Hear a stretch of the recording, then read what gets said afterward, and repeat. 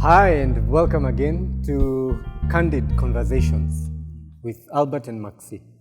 We're trying to think about a few names, but we have been grateful, and we are continually grateful for all the feedback that we get and your comments in the comment section. We are still continuing with conversations around the stories and the parables of Jesus. And today I'm joined by my fellow Maxi. Someone was texting me. I had to tell them I'm in your show. You know, in studio, you don't have to. All right. Let me take the pause of introduction. Please. Yeah. Today I'm joined by the fire breather, fire spitter, wind breaker, the one and only Maxi Njugona, with thoughts on the parable of the Great Banquet. What are your thoughts? So, first of all, I love food. Hey. I don't know what name you give to Makes three of us. To people who love food. Is it foodie? Nasikianga wakiitwa foodies. Foodies. So all the foodies, big up yourselves. Yeah, you can raise your hand. You can raise your hand where you are. So the Great Banquet is such an interesting parable, because what happens is that the master has taken time out to set the table. Mm-hmm. Now, my mom is in the hospitality industry, and I also know that's one of your ministries. Mm-hmm. And I'm always amazed by the how she takes time to make sure that the drapes on that table, the colors are matching, the table has been set, the seats are in place, cutlery, and the cutlery is on check, the phone and the fork and knife in position, mm-hmm. waiting for the guests to appear. Mm-hmm. And in the kitchen, there's a lot of activity happening behind the scenes, because the meal has to be prepared, the ingredients being mixed up, so the table has been set. So when I read the Great Banquet parable, I come with that mentality. As I check as I look at my mom, I have the same image as I read this parable. I'm hungry, so the master, you're already hungry. I'm really hungry. The master prepared the table.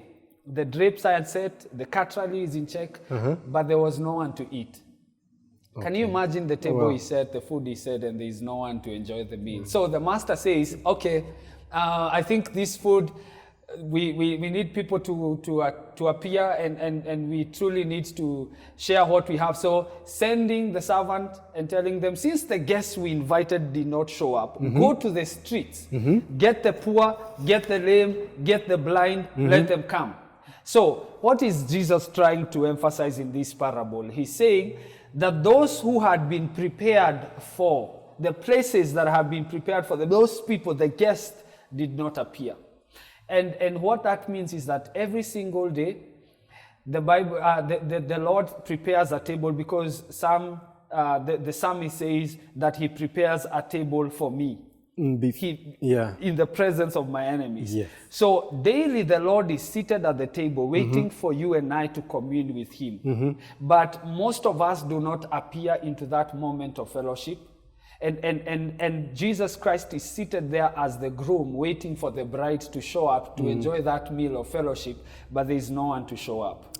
And that's a wake-up call to us, that checking our place of connection and fellowship with Jesus. That it is possible to connect with your girlfriend and your boyfriend, to connect with your mom and your dad, but how have you also taken time out to connect with the real person who is Jesus Christ? So there is space for connections in human spaces, but ultimately Jesus tells us, go beyond that and sit at the table with the master. So there are most people right now, Albo, the meal has been prepared for them. You know, someone mentioned that, there are all these fancy names like pepperoni. I don't know even what pepperoni is. Yeah, and mushroom. Mushroom and all the your favorite. What's your favorite meal? I know you love pork and. No. Uliachana na pork. Pork ni behind the scenes.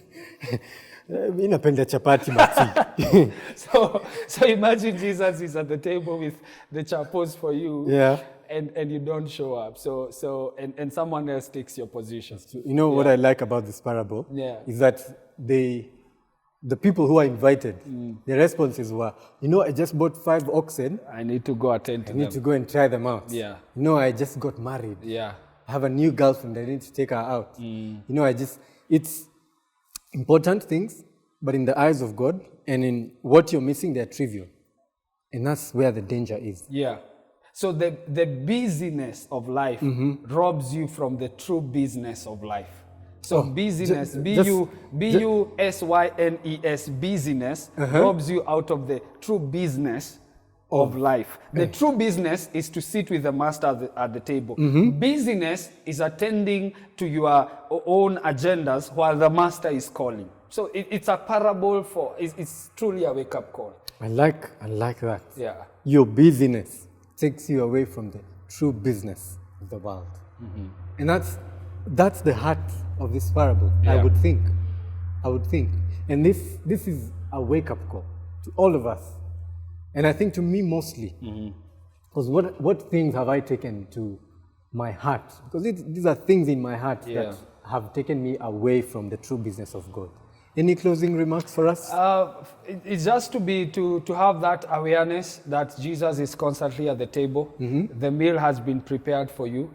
Let's make a point every single time to fellowship with God. The actual word fellowship in the original language means koinonia. Koinonia is where you commune with God. That's why we get the name communion, where you actually sit with Jesus Christ and allow him to share you with his love and his care and his tender mercy. So thank you again for having me. No, thank you for coming. I know today is Friday. You have that date.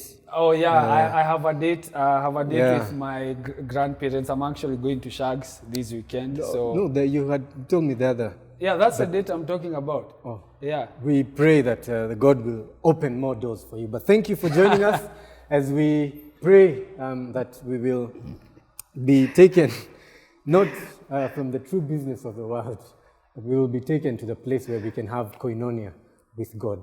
Let's continue to pray that Maxi will find true dates. Have a good week and shalom.